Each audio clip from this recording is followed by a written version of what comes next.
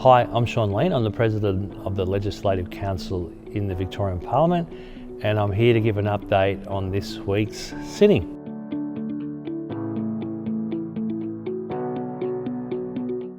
This week there was a number of pieces of legislation that passed through this House and is awaiting the Governor's royal assent, which will no doubt be soon.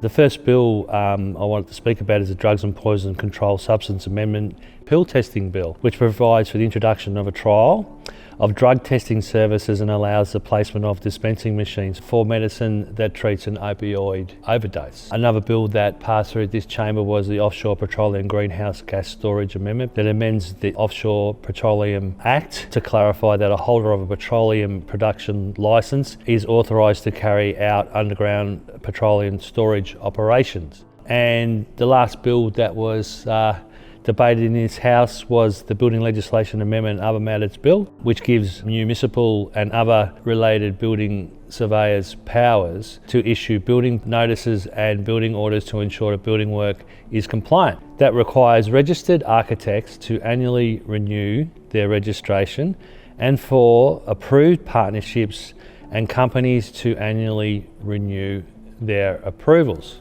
All these bills were debated in a committee stage. There was proposed amendments. We spent long hours debating these bills. The outcome was all of those bills were agreed and they weren't amended.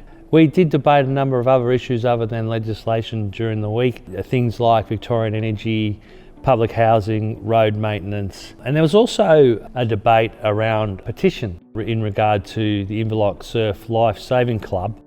There's dozens of petitions nearly every week that come into the Parliament, in the Assembly and into the Council.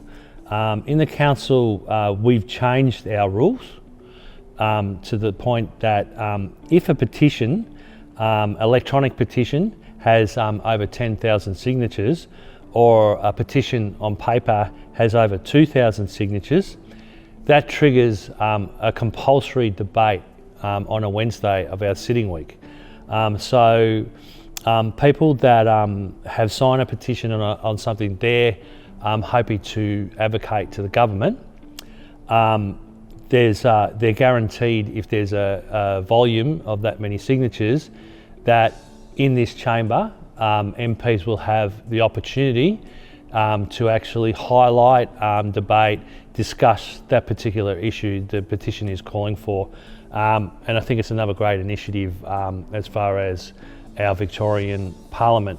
This week there was events right through the precinct, as I talk about every week. I just want to highlight one this week, being Heart Health Week. The Heart Foundation had a promotion in Queen's Hall in the Parliament and engaged with many MPs, many parliamentary staff, many MPs and ministers' advisors around issues, obviously, and around heart issues, but giving the opportunity for free heart health assessments and trained people in CPR and just discussions in general about general awareness around heart health. So once again, a great community group inside our Parliament and getting direct access to members of Parliament to give them advice around the great work that they do.